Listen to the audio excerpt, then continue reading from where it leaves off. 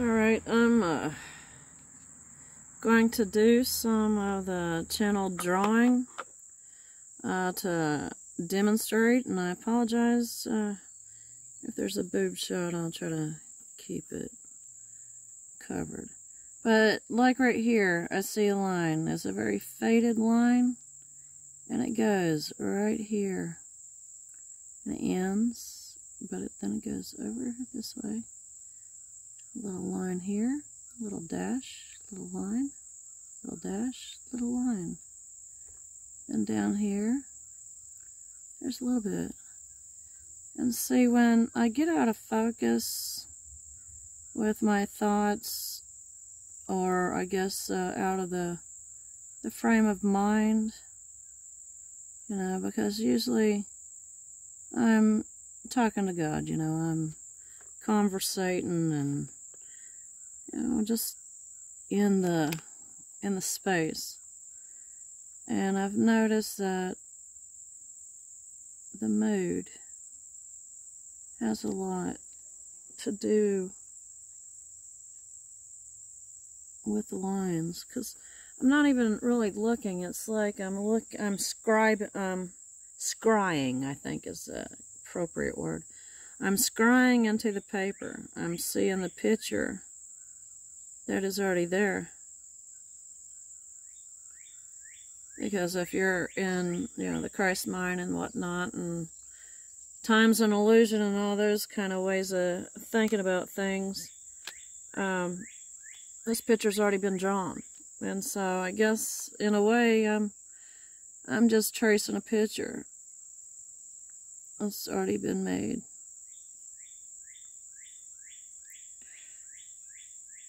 Tracing.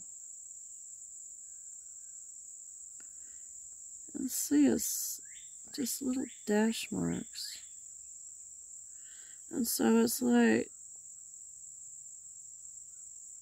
even starting fresh is, you don't know what you're doing, just a whole bunch of little dash marks. And, you know, after a while, the little dash marks end up creating a picture.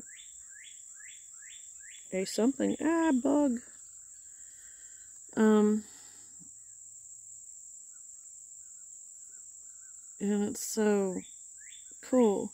I'm seeing a picture come off of here, and I have drawn past the line. This is like a little perforated line right here, and I'm debating on just cutting it here, and maybe next time pulling it off, because, you know, it really makes a difference if you're looking at this part, you know. It's like, you see a picture and, oh, you know, is that a mountain or is that a whatever, and but then when you let it go, it's like, wow, look, it's a mountain ridge coming across there.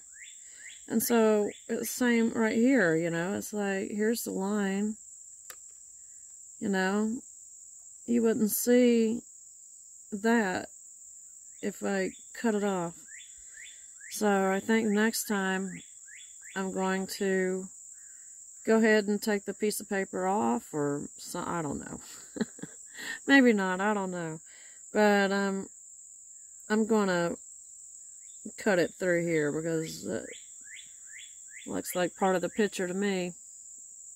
And I don't know, I keep feeling, you know, having a little urge, a little something saying that this part right here is going to somehow attach to the first picture. I don't know exactly. That maybe this is part of the first picture of the gathering too. Maybe this is, I don't know. I don't know.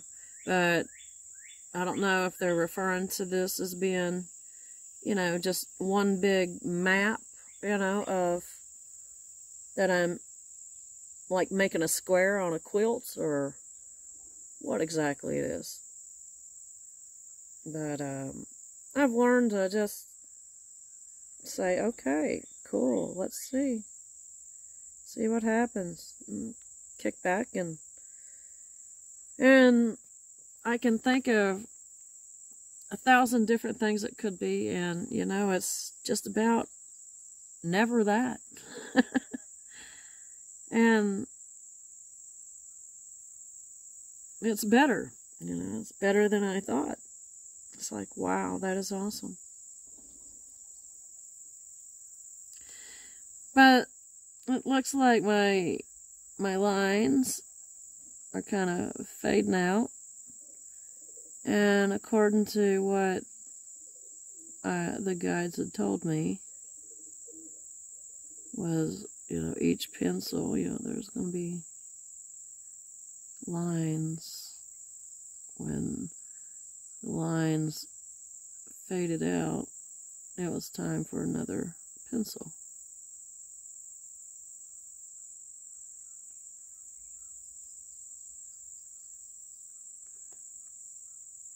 Already getting sharpen your pencils.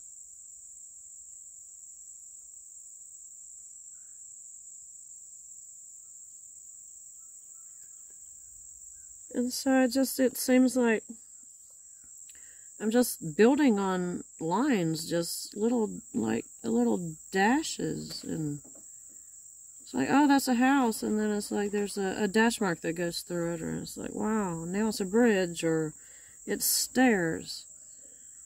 But like I was saying, is anything that's channeled, you know, has more than one layer, you know, like many channeled things. A poem can mean, you know, have many different meanings, and a writing, you know, a book or whatever, you know, different opinions of the same book. And it's the same way here, you know. Many different opinions, many thought-provoking is what I'm getting. Thought-provoking, mind-challenging. You know, you wouldn't say, oh, that picture's so challenging. There's nothing gross about it or whatever. But it's kind of, what I'm getting is, when you're looking at the picture, it's the thoughts that the images bring up in you. You know, like when you see this little rock over here, what do you think? Is it a beach scene, or just, it's like, if you're not paying attention, it's like you got this photo gallery going on in your mind of, you know, it might be a movie, it might be a feeling, it might be a feeling from a movie, but it's, you know, like right here, it almost looks like a little village, but then, you know, like somebody's roof, and then you look again, it's like, oh, there's those stairs again, you know? And then it's like, oh, look at the slate side, you know, of this rock wall, you know? It's like, wow, you know, which way is this going? And it's been a trip, and along the lines, you know, I learned what kind of drawing it is. I also learned what its intentions are for. And I was able to show you guys what I'm doing.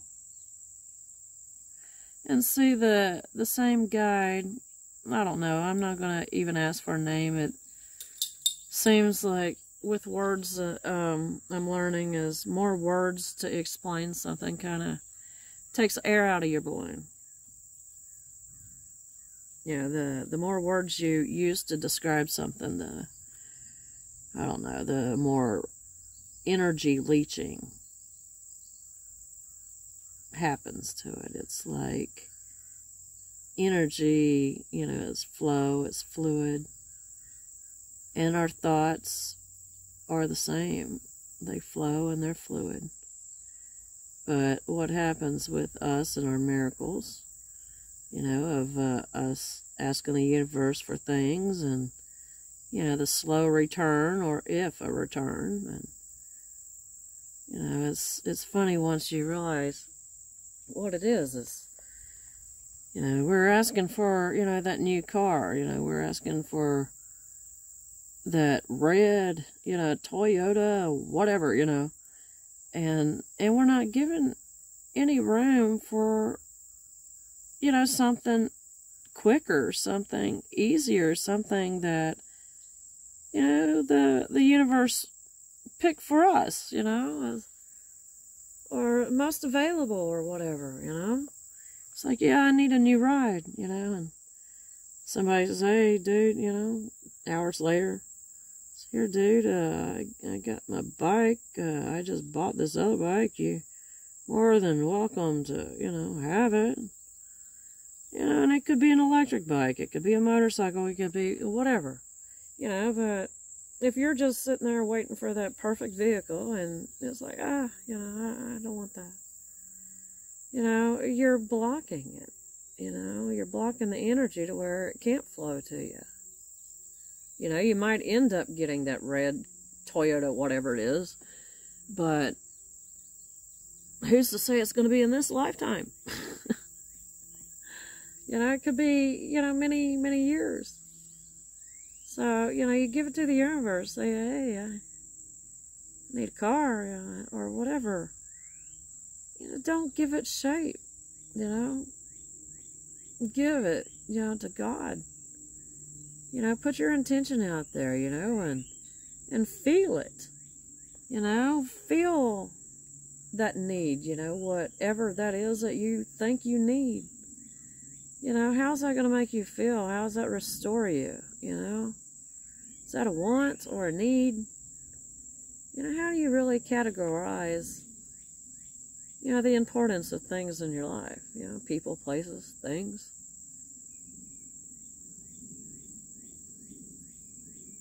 And, you know, you realize, you know, that we tend to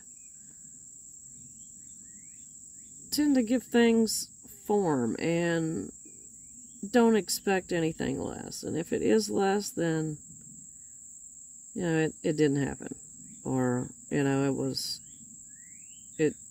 a joke, or, you know, and in a way, it's kind of like we're laughing in the face of God, you know. It's like, you said you needed a car really super bad. You know, it's a Toyota, it's an 87, you know. It's not red.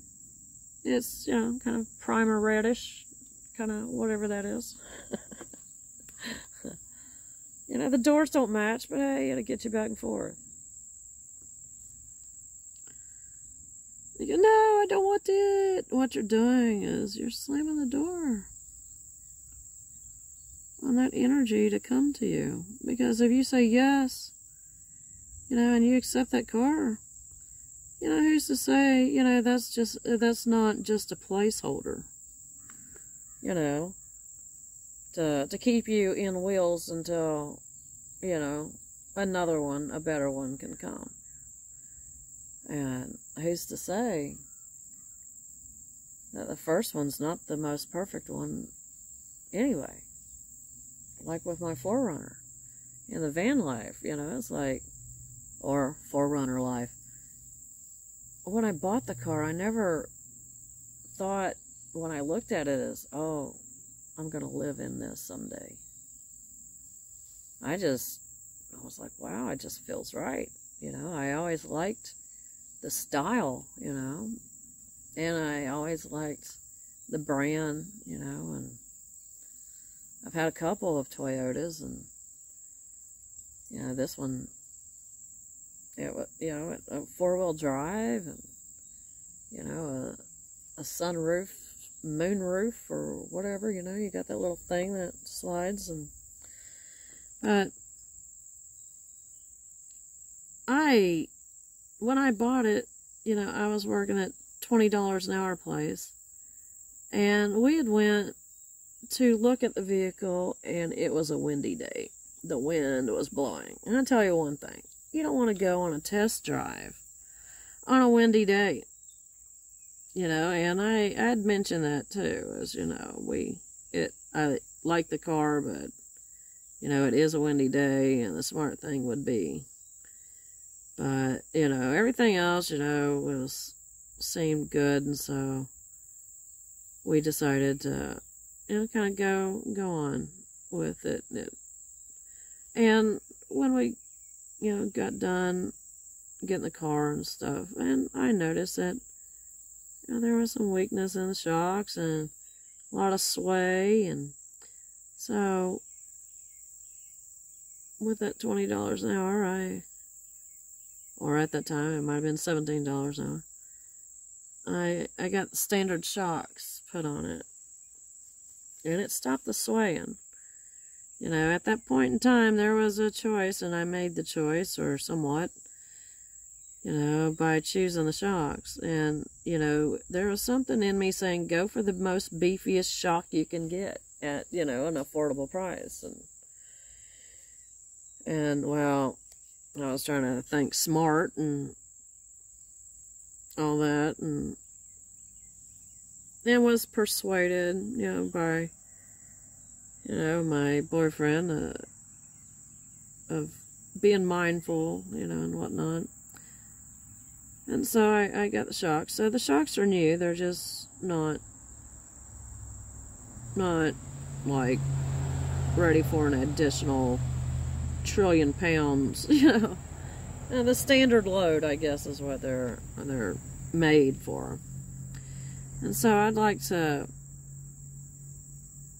get some beefier shocks and tweak the build. You know, the build was actually guided, you know, and so, you know, the build is a good start, you know, and it got me out the door. And considering the load I was carrying at the time, the 4Runner was loaded.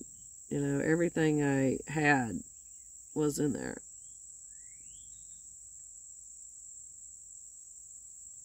And so then, once I got to, you know, a destination I could sit and squat for a few days, I went through my stuff again and got rid of stuff and gave stuff away and made a little more room. But at that point in time, I was like, well, I gotta get mobile. I gotta, you know, and I was thinking, well, I have to have my trunk attached to the back. I gotta, you know, be ready, you know, on the go, bug out, whatever, you know. And when I leave, my stuff goes with me, and just that motto, you know. And I was sitting here in this spot for, gosh, I think about a month. Door dashing with this big old crate on the back of my 4Runner, and, you know, it's just, you know, junk, you know. Winter clothes, and that's it, really. And I'm debating, it's like, you know, I can probably get rid of those winter clothes, or some of them anyway. I don't know. I'd like to just have camping gear in there. I'm realizing that the less I use, the more I want to get rid of the stuff I don't use. It's taking up my space, and it's in my way, and I gotta move it. And so it's kind of funny, because I thought I was at the place of being done purging, and I was thinking, well, I can't go any further. There's, you know, this is bottom. And I'd heard the voice go, you know, you can rest now, you know, you've done it, you know, you're mobile, when I was able to get all my stuff in there. But I was wanting, you know, more space, you know.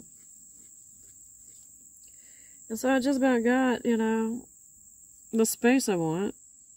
And I realized, you know, hey, I don't have to take that trunk, you know, if I'm boondocking, I don't have to take the trunk. So, you know, that freed up a lot of space, and I took out my chair, and I was like, well, you know, I saw in van life to where, you know, some of them out there, they pitch a tent beside their car when they're boondocking, you know, they load their tent up with their porta potty and whatnot. And I got to thinking, I'm like, well, I'm not planning on leaving, you know, anywhere tomorrow. And, you know, safety-wise, it'd probably be wiser to get the trunk off the back while I'm door dashing, you know. that and just a heavy load, you know, I'm sure it increased gas mileage. So I took it off, and I use it to set my little camp stove on. You know, it works as a table. And, you know, it's like, what do you do on a rainy day? Camp stove and whatnot. Well, up to this point, I make a pilgrimage to McDonald's or something. Or I've been door dashing. So I'm already out there, so I'll stop at one of the fast food restaurants, and the way I see it is, you know, I pay for that, and, you know, my first tip or whatever, you know. Kind of like, you know, when you get a job at McDonald's, you know, you get free meals or whatever. So that's the way I look at it. And so, yeah, it's definitely, you know, this life, a lot of changes and surprises and awe moments and so much beauty and awe, wonder, and just peace. It's like the more you open to the peace of God, the more there is. You know, more there is, and the more there is to give.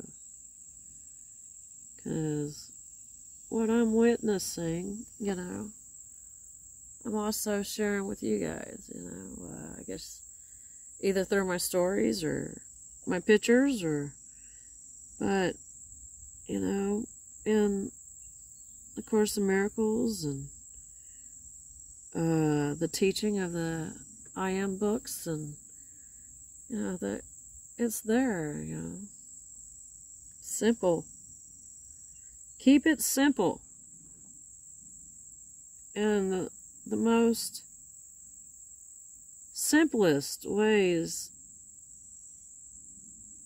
of being simple, and, you know, is to do what I did, and just, you know, I didn't stop at purging my closet. You know, it was like when I'd do something and I'd breathe through it and go, wow, you know, I just did this, you know, I just went through all that stuff and got rid of this. Wow, that was cool.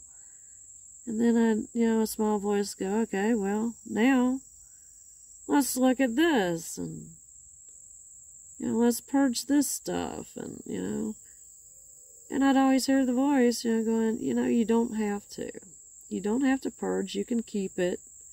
You know, you can get a storage unit, but, you know, and then there's always that, you know, your stuff can have a roof over its head. You know, and it's okay, we'll still love you. You know, if you much rather pay rent for your stuff and not have a roof for your own self, you know. And it just kind of like, okay, well, that makes a lot of sense, you know. And these are the conversations I have with my guides, you know. Just being open to it, just, and it's like, this is, for me, post Course in Miracles. I thought once upon a time, you know, what's after the Course in Miracles? I couldn't fathom. Isn't that neat? I could phantom. You know, the tree is not even over my head. And look what just fell on me. And that's what I get for saying couldn't. Couldn't phantom.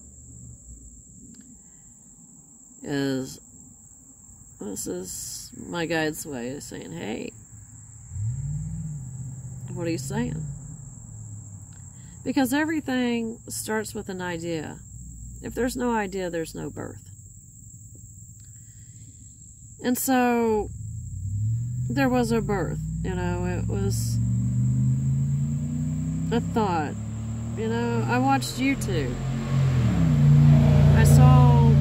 people living, in their cars and their vans, their school buses, and so the idea was already gifted to me. It was just all in how I wanted to experience it.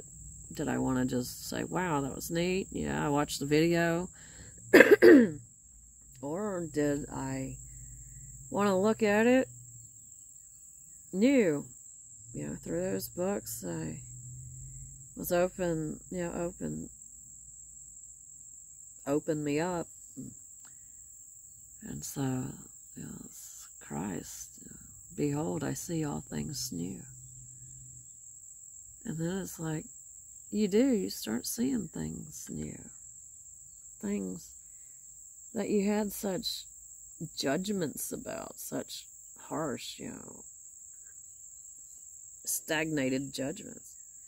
It's like all of a sudden that you see there's some wiggle room, there's a what if, or you realize, well, why was I judging anyway? And everybody's like, oh, miracles, oh, look at the miracles. There's no great or small miracle. It's all in how we experience it. And just that aha moment, it can turn into so much more. We don't even, I'm not going to say that. Mysterious ways. God works in mysterious ways. And this is one of them. So I hear thunder and lightning and coming up across the mountain. So I was just talking and sharing with you. And hopefully, it came in well enough for you to at least make out the process. And, if you can see the lines too, then hey, I'm not the only one out there, remember, and more. And I'm not the only one. This is something we are all capable of. And as you watch me do this, maybe you can learn to do it for yourself. And I'm going to say, make sure you're in the right frame of mind and, and always be in the light of God and say a prayer, guide my hand and make sure you're in the company of God. Make sure before, you end up with some, I don't know, nose bleeding kind of drawing. I don't know, you see the movies. But, this has been an awesome adventure. And I just wanted to start recording right away because I've sat back so long and watched so much happen. And I haven't documented any of it other than, word of mouth, or I might have wrote it down on a piece of paper. But I'm being urged to share, this is my own campfire. And my campfire songs is what I keep hearing, but I think that's a vibrational thing, or energy thing, is what they're saying. It's campfire songs. But I called it Lisa's Journey because I didn't want people Googling campfire songs and thinking, they were going to hear some folk song around a campfire and come across, this. Which wouldn't be a bad thing, but Might not be the campfire song, but maybe that's all they needed too, to be introduced to it in a oops kind of way. Which, there's no such thing as oops. Everything, there's a reason for everything. Well, thank you for, coming by. And if you want to help support this channel or this lifestyle, the drawing or whatever, you can buy me a coffee at buymeacoffee.com/Lisa's Journey. Thank you.